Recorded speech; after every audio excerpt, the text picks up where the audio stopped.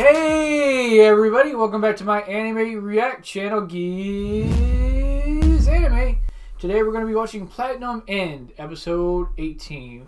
Last episode we left off with our group getting together and deciding that the best thing they could do is to hold basically a powwow with all the other candidates to decide who's going to become the next god. There are currently 2 members down. One, they have no clue where they're at, and the girl who has been incarcerated is now surrounded by all the other angels, has to figure out how to get out of there. I'm again wondering if the angels are going to help her in any way, or if she's going to have to find out how to get out of there on her own. She does seem kind of intelligent, just really carefree, and could care less about the tournament as a whole. But I think that the only real way for her to get out is for the angels to help in some way. So that'll be interesting to see happen. The other thing that happened I thought was semi-interesting in last episode was that Canidate's friend, you know, they thought he was a god candidate, which is kind of absurd to think about because Canidate was all about killing the other candidates, and if his friend was one, Canidate would have killed him. Friend or no friend, as far as Canidate was concerned, he would have had to have gone the way of the dodo. Again, we are introduced to Hoshi and Yumiki, the 2 police officers that the government sent to find the candidates so that the government can use them as basically pawns or weapons against other countries.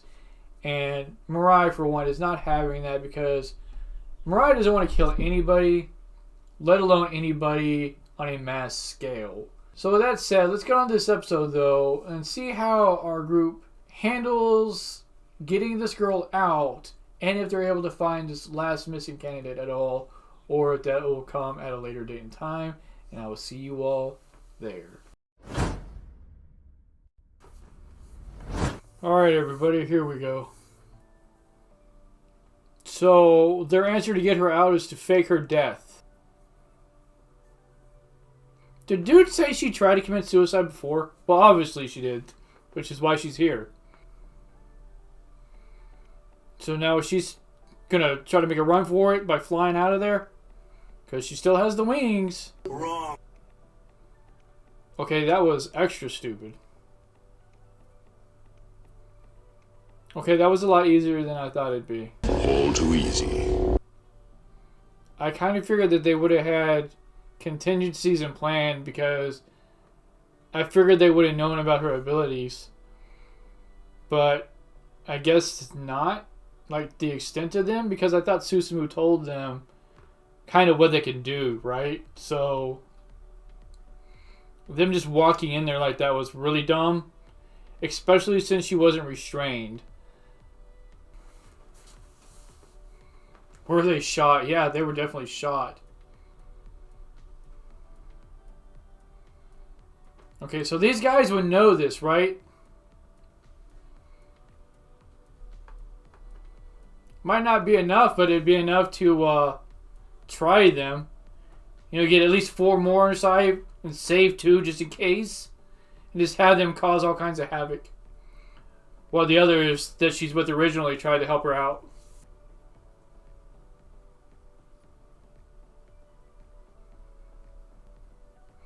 Yeah, he's got to make it look legit, like he isn't trying to actually help them. Duh. I bet that's not her at all.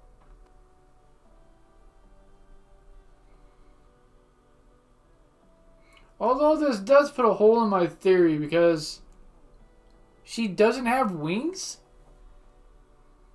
Because why isn't she flying up out of there now? I thought wings were like the lowest thing you could have had, but apparently not. I guess it was the red arrow?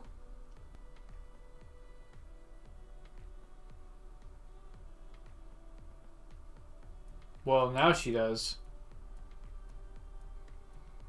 Eh. They could have took all the time they needed to at that moment because there's nothing they could have done. I just assumed that the wings were like the lowest level tier like power you got. Because during the time they were at the stadium, didn't some of them have wings but no arrows? Like the girl, the kid? So was it just like random?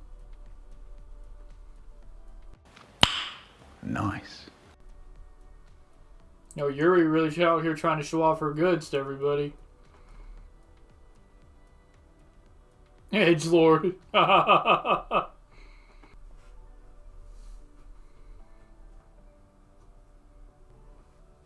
You can lose rank for telling him information about God? That's weird. Oh, interesting. So they literally, the God once chosen can literally erase everybody's memory of the events? Well, I mean, that should be a given. Another given.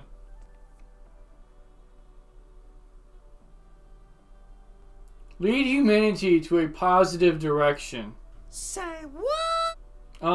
I'm sorry, that's not what canidate was gonna do, or the comedian guy was gonna do, or the children, like that little girl. I doubt she has even any concept of what that would have meant. Hajime, no, not that guy either. Like, clearly, that's not all there is to it.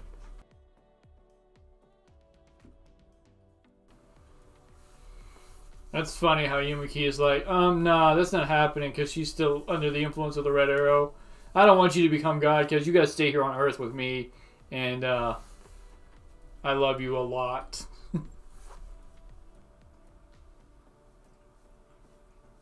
Interesting. I would think that they would all understand how it feels to want to die, since that's practically how we got here in the first place once more.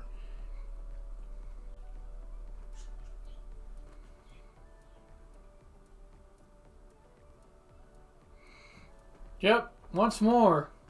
I understand the not wanting to kill people or let them, assist them kill themselves or give them reason to do so.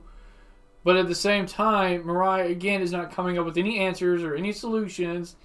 He's just, no, no, no, no, and that's it. Once more, stuck in this mindset that he's right and everybody else has just got to be wrong.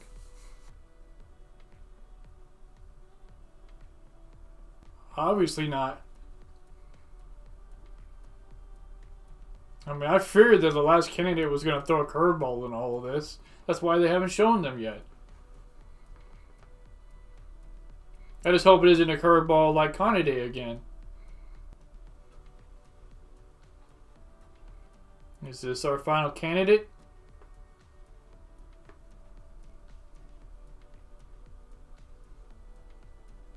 Fish is a meat. Hello? Yes? Right, this angel is the most hideous looking thing I have ever seen in my entire life.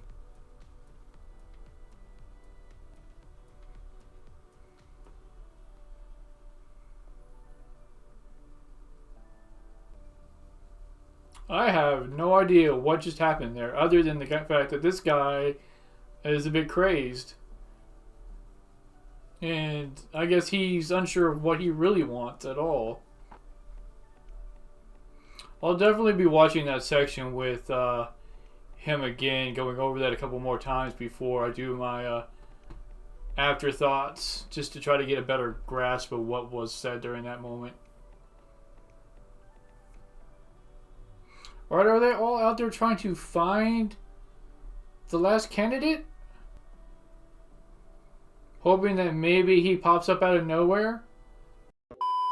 I just wanted to do a little announcement that I am going to be doing a figure giveaway at 500 subscribers for a Super Masters Diorama 2 Trunks and Vegeta figure. It's over 9,000! You enjoy it. As a show of appreciation for the support that everybody's been giving me, all the comments everybody's been leaving, all the love from the anime community that I've been shown. I'm hoping to continue with what I'm doing and just to get better as I go to make the experience more enjoyable for everybody so that I can earn that sub from you. And like I said, at 500 subscribers, I will be doing a giveaway for this figure. It is unopened, as you can see. So if you want to win that, then subscribe and just make sure that you're over 18 years of age and you live within the US. Because I don't know if I could afford the shipping outside. Like I said though, with that said, I appreciate all the support I've been given. Thank you very much. I will see you all next time. Okay, they did show up. Or at least the angel did. Why does this guy almost look like Kenpachi from Bleach? Yeah, good luck catching them. Do you have any idea how fast I am? I'm fast as fuck, boy! Wow, so I guess since they won't give a 5-minute interview to him, each of them, like, individually, then he doesn't want to hear anything. Yeah, no. Well, I mean, basically. Are they really coming to attack them? How stupid. You're just going to destroy the city. Wow. Hey y'all, Scott here, and this is bad. Real bad. Hey everybody, if you're enjoying the reaction so far, I'd really appreciate it if you could hit that sub button down below. Leave a comment in the comments section. Hit that like. Catch me Saturday when I do my How a Realist Hero Rebuilt the Kingdom Season 2 reaction. And, yeah, this is really stupid.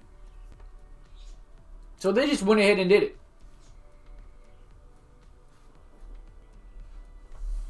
Yeah, all armored up like that? Yeah, I believe that.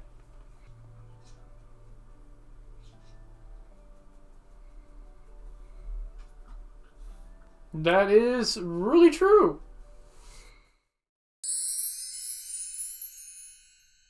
Alright everybody, so I want to begin with Dr. Emeritus Yoneda. Because a lot of what he talked about might have been actually important. I just, again, didn't really catch it. I did go over it a couple more times, rewatched, you know, the conversation he had with Mooney, the Angel of Destruction, and from what I can gather, he's more or less like your mad scientist type, but at the same time he isn't. He's just really curious, like, because they mentioned, you know, would you have wanted Canidate to become God? And he said no. It would have been interesting to see what he would have done, but at the same time, no, I really don't want him or didn't want him to become God because essentially that's kind of dumb because the world he would have created was a world of chaos and havoc.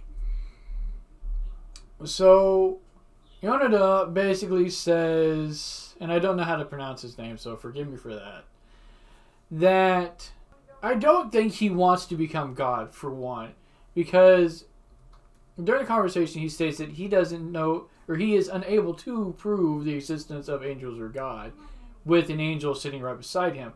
So even with the angel right beside him, he's still in denial that this creature is still beside him.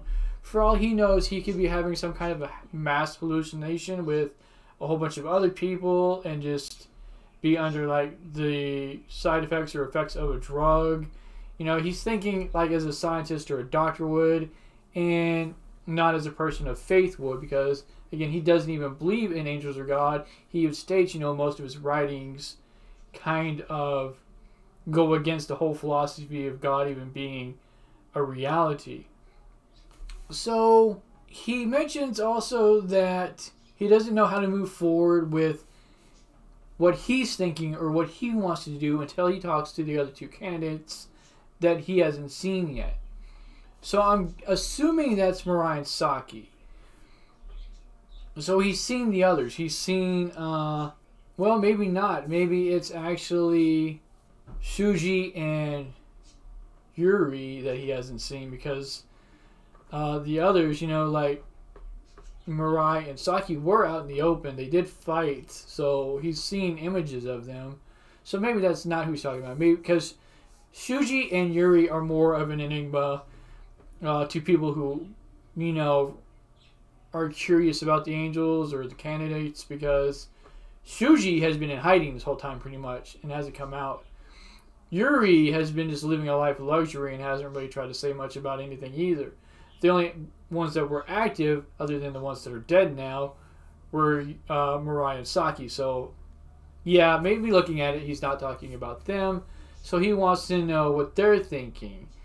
And this leads to the end where, Mooney comes out and says he wants you all to do like a 5-minute interview and tell, why you want to become God, what you would do, things of that nature. I don't see some of them, the conversations lasting that long because I don't think Saki wants to be God. So Saki and Yuri might just get up and be like, I don't want to be God. I just want to have fun. So that's that. And then move on to the others that would have more to expand on. Like Mirai, although he might not really want to become God, he might come to the conclusion that it's probably best for him to become God. Especially if he doesn't want Shuji to become God and have this world where suicide will be something that's allowed and that cannot be hindered. If people want to die, then that's their right of their choice, and nobody can stop them from that. Also, real important, we learned that after the whole tournament is said and done, God is chosen. The God that takes the place of the old one is able to basically mind wipe everybody so that they forget everything that happened, the whole tournament, etc. So more than likely, they'll not only forget that, they'll also forget whoever it was that became God, Like in Mirai and Saki's case, if Mirai becomes God, Saki might forget that Mirai even existed in the first place. So her memories will more than likely by Mirai or whoever becomes God at that point be altered so that, the gaps are still filled in somehow. So yeah, out of all the candidates, Susumu, Shuji, Mirai, Saki, Yoneda, and Yuri, the only ones are Shuji and Mirai that really, I feel like, will be God, because the other ones really don't even care, to be honest. Yeah, it's not what they're out for, especially like Yuri. Yuri's like, hey, I just want to live a life of luxury and fun down here on Earth. I could care less about being God. And I feel like Saki is kind of the same way, and Yoneda, who doesn't even believe in God, I don't really see him becoming the next deity. And it is mentioned at the end, well, not really at the end, somewhere in the middle, when Uzeli, the angel of truth, looks at the angel of darkness and says, hey, look, did you have this plan in mind the whole time for Shuji to become God or not? And I don't recall if at that moment he says anything, but later on in the episode, he says that if he revealed basically what he was up to, that he will lose his rank as an angel. Thus, Shuji will lose his rank as a candidate and end up dying. So something is going on.